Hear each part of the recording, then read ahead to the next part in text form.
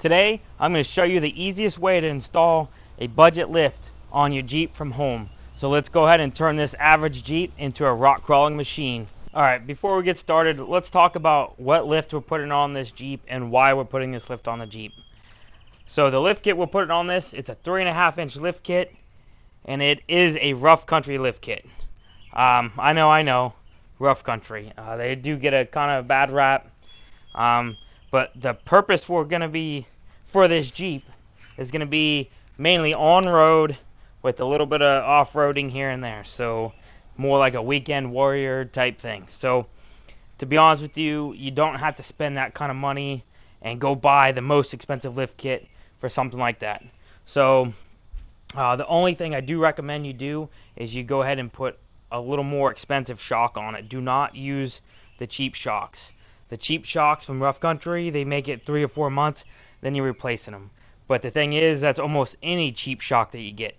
Any cheap shock you buy, they're not going to last that long. So buy a little bit better quality shock, or if you go with the rough country shock, just get the better rough country shock.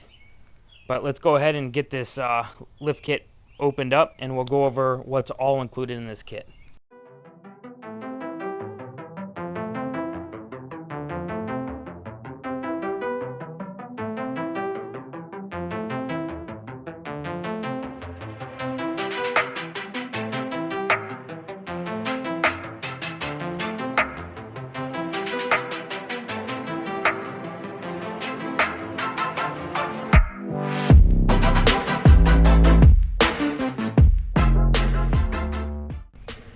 Okay, so this rough country 3.5-inch lift kit pretty much comes with everything you need to install this kit. We ended up opting for the better shocks. Like I was saying earlier, their cheap shocks do not last, so I do not like to run them if we don't have to. Never ran these ones, but they definitely look like they're a little bit better quality.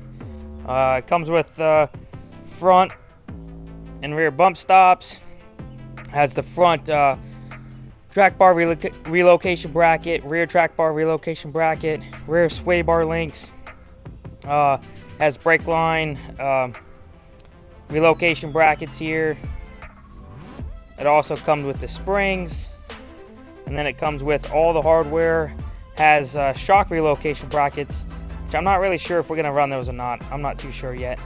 And then it has the geometry correction drop brackets for the front control arms.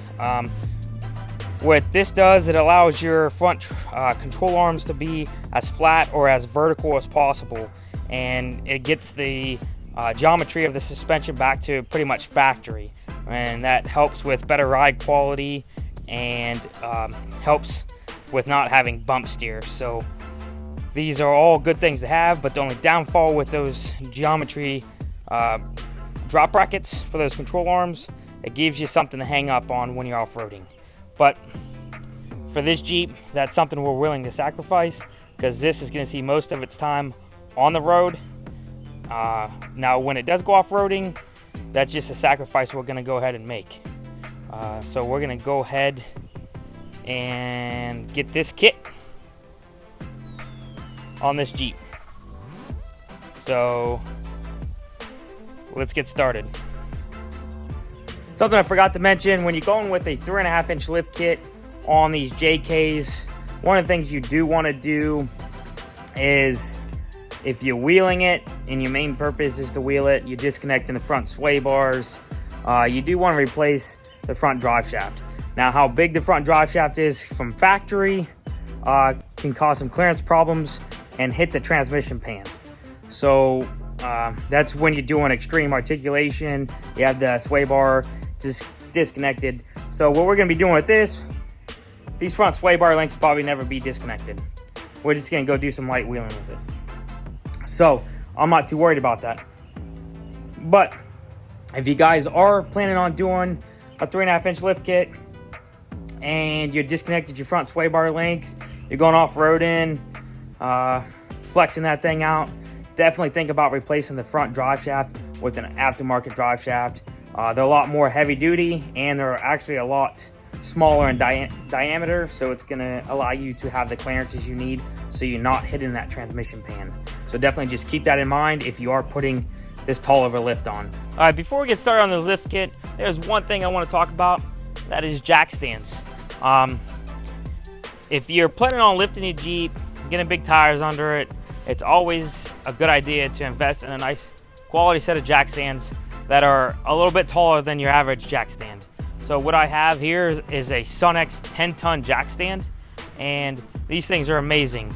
When you're doing any type of suspension work, it allows you to get your Jeep up high enough and not have any problems. So if you are planning on doing a lift kit, putting bigger tires on your Jeep, and you want to work on a Jeep by yourself so you don't have to pay anybody, definitely it's worth investing in a nice set of jack stands. They were a couple $100 for the set. I do have 4 of them, so when you're doing long arm suspension and you got to cut everything off your frame, it is really nice to be able to just sit under your Jeep, because these things, they go pretty much up to almost to my neck, how tall they are. I'm 5'7", so they get up there pretty high. But anyhow, if you're going to be doing working on your Jeep by yourself, definitely think about investing in a nice set of jack stands. Okay, I can finally stop talking now. We're going to go ahead and get this suspension tore apart. So along the way, I'm going to give you guys as many tips and tricks to be able to get this suspension apart and back on there to make this process a lot easier and faster on you. So let's get started.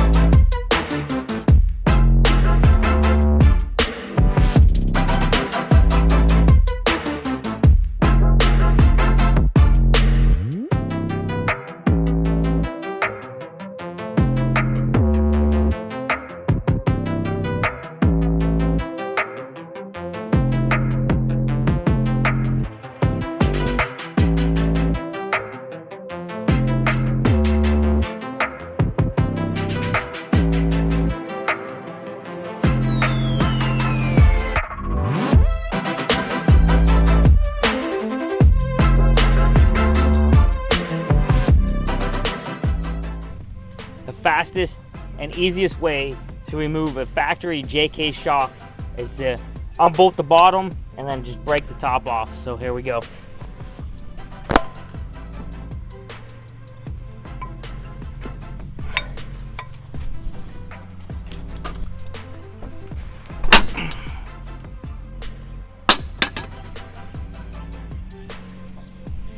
Don't waste your time trying to unbolt the top of that shock, because it's just a pain in the butt. So just get your brake lines and your ABS wire out of the way, unbolt the bottom, and just break the top of the shock off, and you're good to go.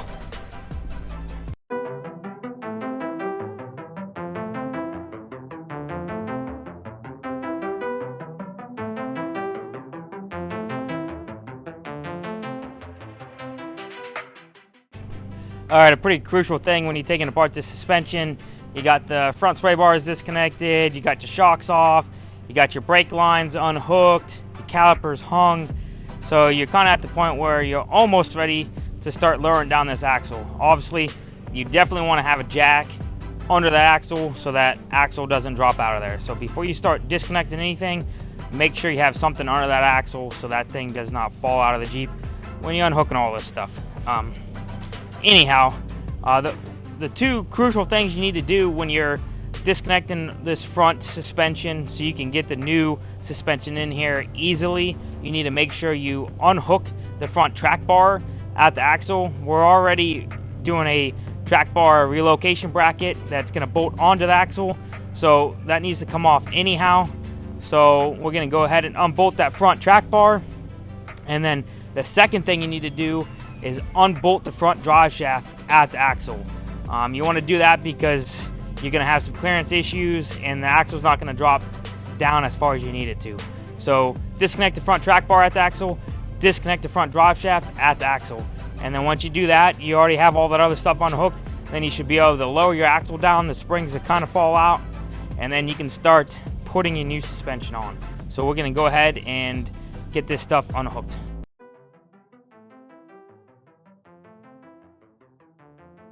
Before you completely unhook the front drive shaft, you want to make sure you mark the pinion flange and the flange on your front drive shaft. Make sure you either use paint marker or whatever you want. I'm going to use, we use this when I worked on semis. Torque seal is what we called it. I use this when I do lift kits. This is how I spot check all of the bolts to make sure nothing comes loose.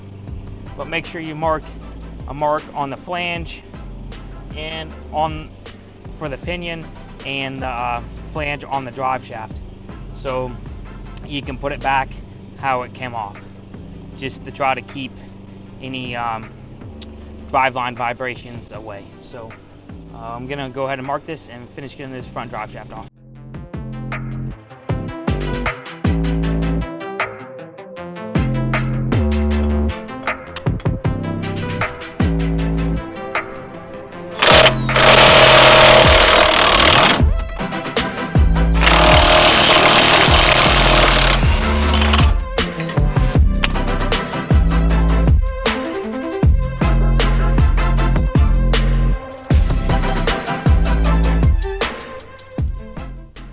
Okay, so now with getting all that unhooked, I should be able to just lower this front axle down with the jack, and pretty much the springs are going to fall out. So we're going to go ahead and lower this down.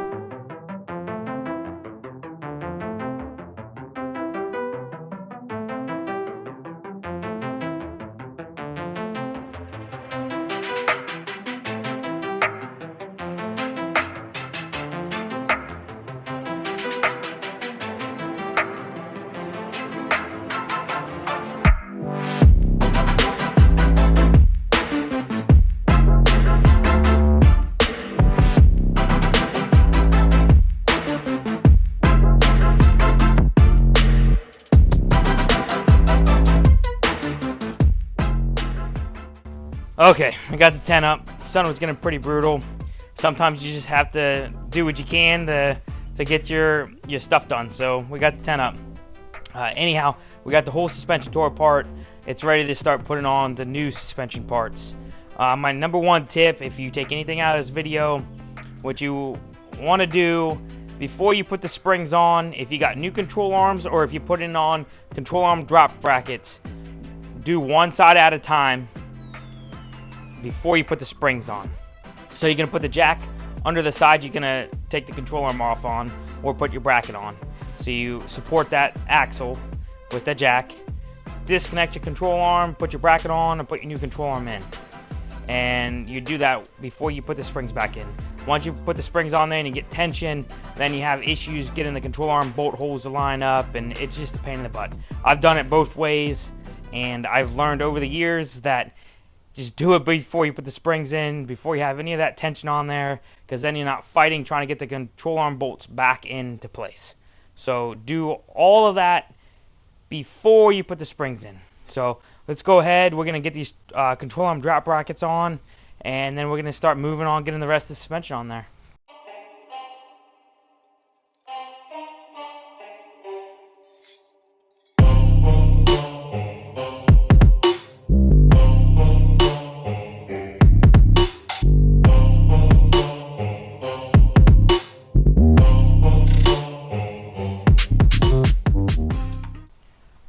Don't do what I just did.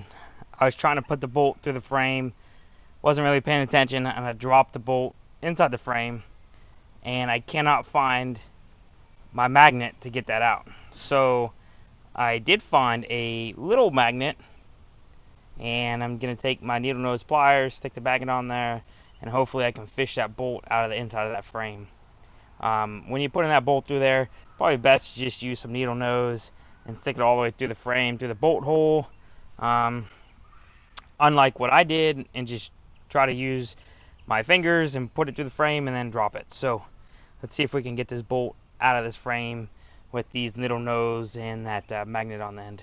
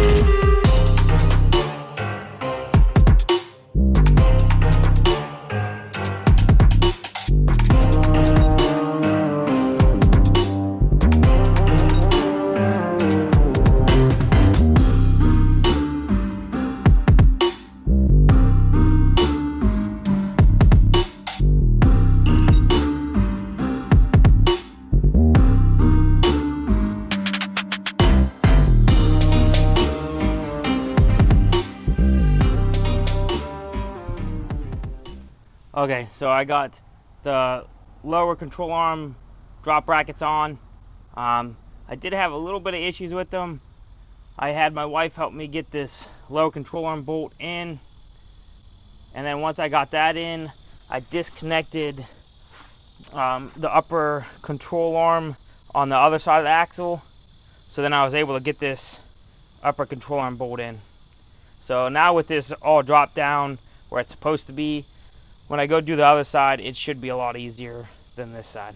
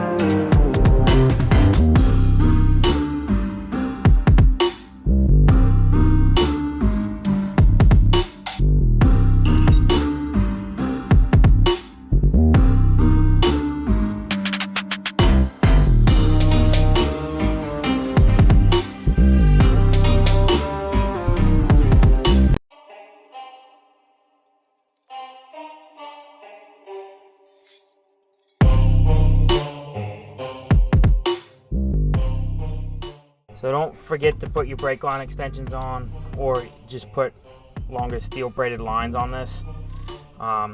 Instead of using this rubber hose, you can replace it with a steel braided line that's a little longer than this. But this kit come with brake line relocation brackets, just like everything else is relocation brackets on it. It did not come with the hardware to bolt down the brake line. So for now, I'm just gonna take a zip tie and I'm gonna zip tie this down, and then later on I'll just get some hardware to put in there to bolt that down. But for now, I'm just trying to get this done. So that's what I'm gonna do. It won't be hard to just go ahead and put a bolt in there when I get a chance to go pick one up.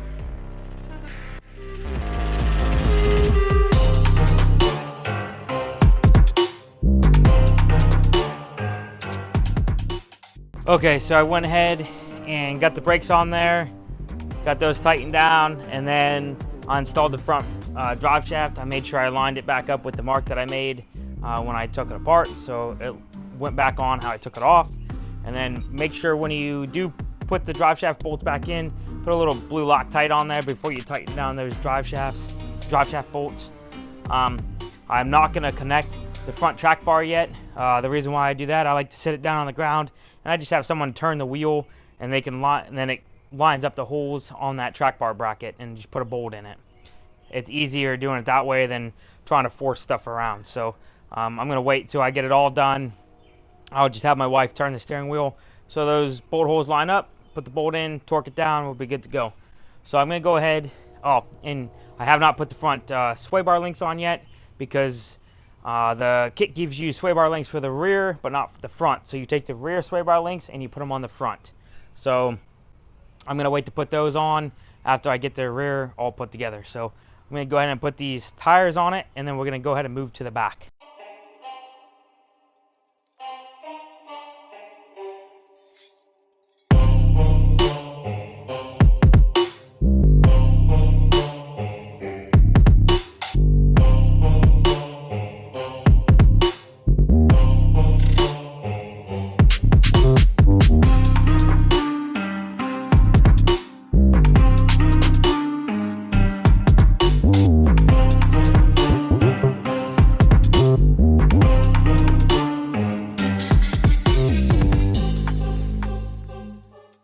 Okay, so I kind of lied. I was able to get that front track bar bolt in there. I was jacking up the Jeep to get it off the jack stands, and that track bar just lined up like it needed. So I went ahead and threw the bolt in there. So I didn't need anybody's help. Normally I would sit it down on the ground and just have somebody turn the wheel whatever way I need to go, and then I'll be able to get the front track bar bolt in there. But I got lucky. I was jacking it up, it lined right up. So I got that in there. So I'm gonna go ahead and get the jack stands out from underneath of it, and we're gonna move to the back. There's way less parts that go into the back, so it should go a little quicker than what the front did. So let's go ahead and get to it. We're finally to the back of the lift on this. There's really not as much to do on the back as there is the front. So obviously we have the springs, rear sway bar links, rear bump stops, got the shocks, and the rear track bar bracket, and then all the hardware to install all that stuff.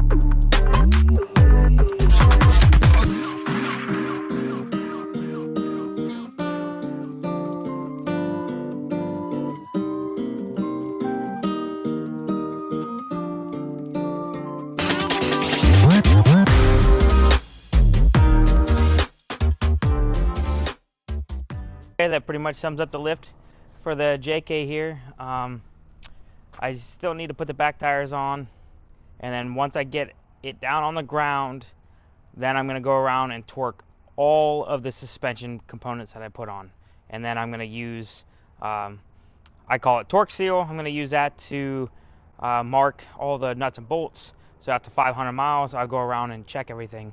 If you don't do that, it's a good idea to go around with like a crescent wrench and just check all your nuts and bolts. You can also use paint marker when you do that, but it's always a good idea to mark your bolts when you put a suspension on like this, or at least go around and check after about 500 miles. But anyhow, it's all down on the ground. I'm going to go around, torque all the suspension components that I put on there, and then for the alignment, all you need to do is adjust the drag link. So that's the link that goes from your pitman arm down to your knuckle. All you need to do is turn your key on, have somebody watch the wheel, and adjust your sleeve. And once your steering wheel is straight, you're good to go. Since your tie rod goes from knuckle to knuckle, it's not going to affect toe. So as long as your toe was adjusted properly before you put the lift on, your toe will remain the same. As always, if you guys have any questions, please leave a comment below, and I will try to help the best I can. If you guys have any other Jeep questions that I might be able to help you out with, I will definitely try. So leave a comment below. So if you guys like the video, please like, share, and subscribe, and I'll talk to you guys later.